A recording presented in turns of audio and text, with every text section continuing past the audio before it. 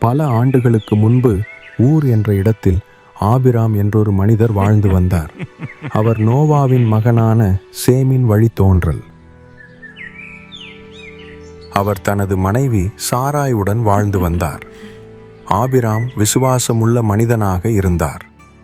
அவருக்கு பிள்ளைகள் இல்லாவிட்டாலும் அவர் கடவுளுடைய வாக்குத்தத்தத்தை நம்பினார். ஒரு நாள் ஆண்டவர் ஆபிராமிடம் பேசி, உன் நாட்டையும் உன் மக்களையும் உன் தந்தையின் வீட்டாரையும் விட்டு நான் உனக்கு காண்பிக்கும் நாட்டிற்கு செல்.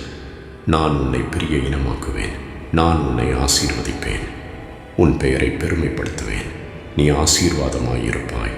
உன்னை ஆசீர்வதிப்பவர்களை நான் ஆசீர்வதிப்பேன். உன்னை சபிப்பவனை நான் சபிப்பேன். உலகெங்கும் உள்ள மக்கள் அனைவரையும் உன் வழியாக ஆசீர்வதிக்கப்படுவார்கள் என்றார்.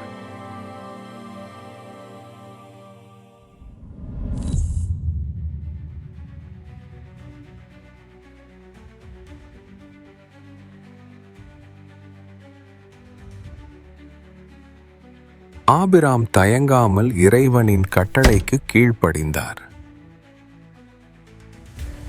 அவர் தனது மனைவியான சாராயையும் அவரது சகோதரரின் மகன் லோத்து மற்றும் அவர்களின் உடைமைகள் அனைத்தையும் எடுத்துக்கொண்டு அவர்கள் கானான் தேசத்திற்கு புறப்பட்டார்கள். அவர்கள் பயணம் செய்து தேசத்தை கடந்து சென்றபோது கடவுள் ஆபிராமுக்கு தோன்றி, உன் சந்ததிக்கு நான் இந்த தேசத்தை கொடுப்பேன் என்றார். ஆபிராம் தனக்கு தோன்றிய இறைவனுக்கு அங்கே ஒரு பலிபீடத்தை கட்டி அதன் பின் இறைவனின் வழிகாட்டலில் நம்பிக்கை வைத்து தனது பயணத்தை தொடர்ந்தார். காலப்போக்கில் ஆபிராமும் லோத்தும் செழித்து வளர்ந்தனர். அவர்களுடைய ஆடுகளும் மந்தைகளும் மிகவும் பெரியதாக வளர்ந்தன. ஆனால் செழிப்புடன் பிரச்சனையும் ஏற்பட்டது. அவர்களின் இரு குடும்பங்களின் தேவைகளையும் அந்த இடம் பூர்த்தி செய்ய முடியாததால் ஆபிராமின் மேய்ப்பர்களுக்கும் லோத்தின் மேய்ப்பர்களுக்கும் இடையே சண்டை ஏற்பட்டது. ஆபிராம் சமாதானத்தை விரும்பியதால் லோத்தை நோக்கி, நாம் சகோதரர்களாக இருப்பதால் உனக்கும் எனக்கும் இடையே எந்த சண்டையும் வேண்டாம். தேசம் முழுவதும் உனக்கு முன்பாக உள்ளது. நாம் பிரிந்து செல்லலாம். நீ இடதுபுறம் சென்றால் நான் வலதுபுறம் செல்வேன், அல்லது நீ வலதுபுறம் சென்றால் நான் இடதுபுறம் செல்வேன் என்றார். லோத்து வெளியே பார்த்து, யோர்தான் சமவெளி, கடவுளுடைய தோட்டத்தைப் போல தண்ணீர் வளம் நிறைவாயிருப்பதைக் கண்டு அந்த சமவெளி முழுவதையும் தனக்காக தேர்ந்தெடுத்து கிழக்கு நோக்கி பயணமானார். இவ்வாறு ஆபிராமும் லோத்தும் பிரிந்தனர். லோத்து சோதோம் நகருக்கு அருகில் குடியேறினார். அதே நேரத்தில் ஆபிராம் கானான் தேசத்தில் இருந்தார். லோத்து போன பின் ஆண்டவர் ஆபிராமிடம், உன் கண்களை உயர்த்தி நீ இருக்கும் இடத்திலிருந்து வடக்கேயும் தெற்கேயும் கிழக்கேயும் மேற்கேயும் பார். நீ பார்க்கும் தேசத்தை உனக்கும் உன் சந்ததிக்கும் என்றென்றைக்குமாக கொடுப்பேன் என்றார். ஆண்டுகள் கடந்தன. ஆபிராம் நம்பிக்கை உள்ளவராக இருந்த போதிலும் கடவுளுடைய வாக்குத்தத்தங்களை சுதந்தரித்துக் கொள்ள அவருக்கு இன்னும் குழந்தை இல்லை.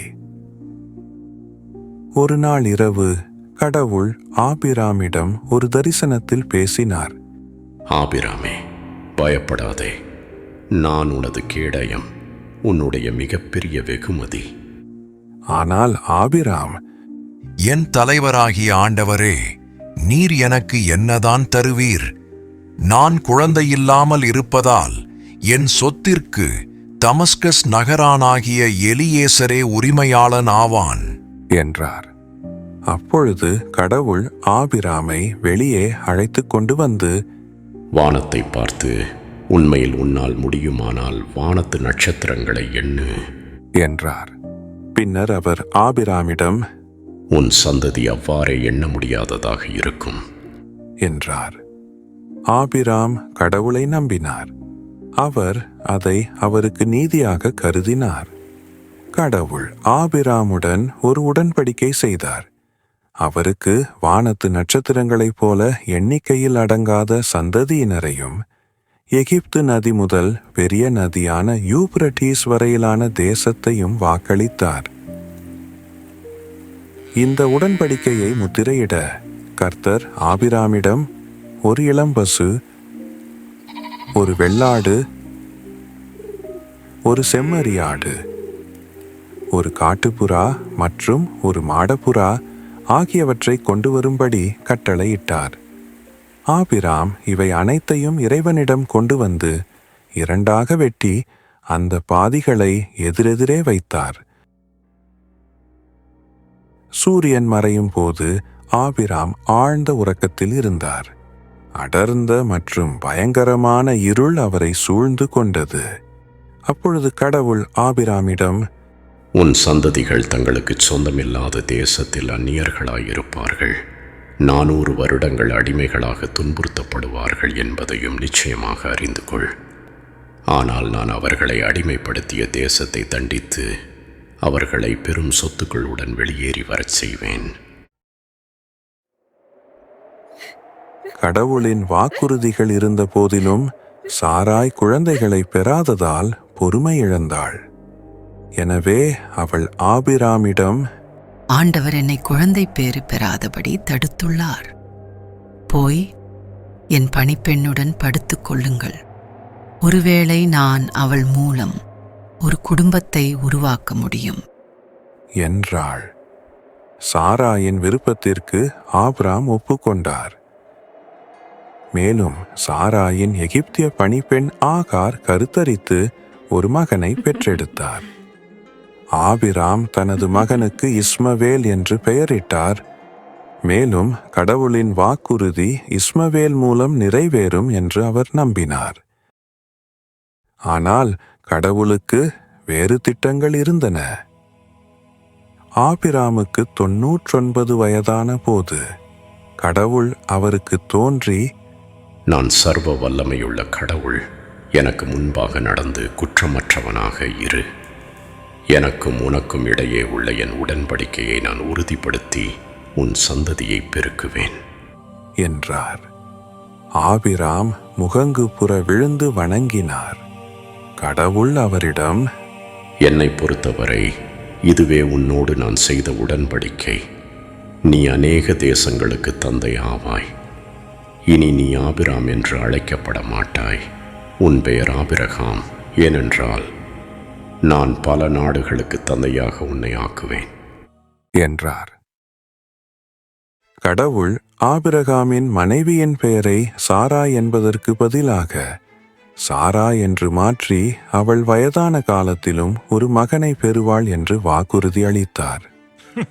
ஆபிரகாம் சிரித்துக்கொண்டே, 100 வயதுள்ள ஒருவருக்கு மகன் பிறப்பானா?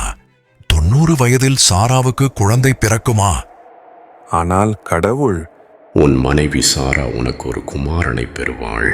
நீ அவனை ஈசாக்கு என்று அழைப்பாய். அவனுக்கு பின் அவனுடைய சந்ததியினருக்காக நான் அவனோடு என் உடன்படிக்கையை நித்திய உடன்படிக்கையாக உறுதிப்படுத்துவேன் என்றார். கடவுளுடைய வார்த்தையின்படி ஆபிரகாமுக்கு கடவுள் வாக்குத்தத்தம் செய்த அதே நேரத்தில் சாராள் கருவுற்று ஆபிரகாமுக்கு ஒரு மகனை பெற்றார். ஆபிரகாம் சாராள் பெற்ற மகனுக்கு ஈசாக் என்று பெயரிட்டார். சாரா, கடவுள் எனக்கு மகிழ்ச்சியை கொடுத்தார். இதை பற்றி கேள்விப்படும் அனைவரும் என்னுடன் மகிழ்ச்சி அடைவார்கள் என்றாள். ஈசாக்கு வளர்ந்து அவரது பெற்றோருக்கு மகிழ்ச்சியாக இருந்தார். சில ஆண்டுகளுக்குப் பிறகு கடவுள் ஆபிரகாமின் விசுவாசத்தை பரிசோதித்தார். அவர் அவரிடம், ஆபிரகாம் என்றழைக்க, இதோ இருக்கிறேன் என்று ஆபிரகாம் பதிலளித்தார். அப்போது கடவுள், உன் மகனும் நீ நேசிக்கும் உன் ஒரே மகனுமான ஈசாக்கை கூட்டிக் கொண்டு மோரியாவின் பகுதிக்குச் செல். நான் உனக்கு சொல்லும் மலைகளில் ஒன்றில் அவனை தகன பலியாகச் செலுத்து என்றார். மறுநாள் அதிகாலையில் ஆபிரகாம் எழுந்து தன் கழுதையின் மீது சேணத்தை போட்டார். தன் வேலையாட்களில் 2 தன் மகன் ஈசாக்கையும் தன்னுடன் அழைத்துச் சென்றார். சர்வாங்க தகன பலிக்கு தேவையான விறகுகளை வெட்டிய பிறகு கடவுள் சொன்ன இடத்திற்கு புறப்பட்டார்கள். 3ஆம் நாள் ஆபிரகாம் நிமிர்ந்து தூரத்தில் இருந்த அந்த இடத்தை பார்த்தார். அவர் தன் வேலையாட்களிடம், நானும் பையனும் அங்கே போகும்போது கழுதையுடன் இங்கேயே இருங்கள். நாங்கள் வணங்குவோம், பிறகு உங்களிடம் திரும்பி வருவோம் என்றார். ஆபிரகாம் சர்வாங்க தகன பலிக்கான விறகுகளை எடுத்து தன் மகன் ஈசாக்கின் மேல் வைத்தார். அவர் தாமே நெருப்பையும் கத்தியையும் கொண்டு சென்றார். அவர்கள் இருவரும் ஒன்றாகச் செல்லும்போது ஈசாக்கு தன் தந்தை ஆபிரகாமிடம், அப்பா என்றழைக்க, ஆம் மகனே என்று ஆபிரகாம் பதிலளித்தார். நெருப்பும் விறகும் இங்கே உள்ளன, ஆனால் எரிபலிக்கான ஆட்டுக்குட்டி எங்கே என்று ஈசாக்கு கேட்டார். அதற்கு ஆபிரகாம், என் மகனே, தகன பலிக்கான ஆட்டுக்குட்டியை தேவன் தாமே கொடுப்பார் என்றார். மேலும் இருவரும் ஒன்றாக சென்றனர். கடவுள் சொன்ன இடத்தை அவர்கள் அடைந்ததும் ஆபிரகாம் அங்கே ஒரு பலிபீடத்தை கட்டி அதன் மேல் மரங்களை அடுக்கினார். அவர் தன் மகன் ஈசாக்கை கட்டி பலிபீடத்தின் மேல் மரக்கட்டைகளின் மேல் கிடத்தினார். பின்னர் கையை நீட்டி மகனை பலி கொடுக்க கத்தியை எடுத்தார்.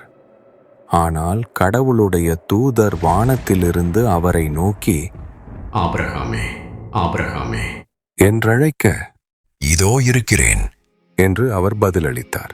பையன் மீது கை வைக்காதே, என்று வானதூதர் சொன்னார். அவனை ஒன்றும் செய்யாதே. உன் ஒரே மகனான உன் மகனை எனக்கு பலியிட நீ தயங்காததால் நீ கடவுளுக்கு பயப்படுகிறாய் என்பதை இப்போது நான் அறிந்து கொண்டேன் என்றும் சொன்னார். ஆபிரகாம் நிமிர்ந்து பார்த்தார்.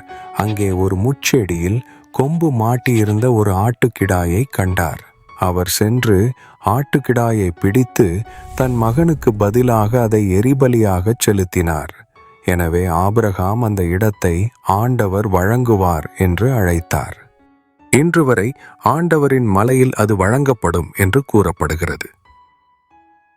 ஆண்டவரின் தூதர் 2வது முறை வானத்திலிருந்து ஆபிரகாமை கூப்பிட்டு, நீ இதை செய்ததாலும் உனது ஒரே மகனான உன் மகனை பலியிட தயங்காமல் இருந்ததாலும் நான் உன்னை ஆசீர்வதிப்பேன் என்று என் மீது ஆணையிட்டு கூறுகிறேன். உனது சந்ததியினர் வானத்தில் உள்ள நட்சத்திரங்களைப் போலவும் கடற்கரை மணலைப் போலவும் இருப்பார்கள் என்று ஆண்டவர் கூறுகிறார். உனது சந்ததியினர் தங்கள் எதிரிகளின் நகரங்களை உரிமையாக்கிக் கொள்வார்கள்.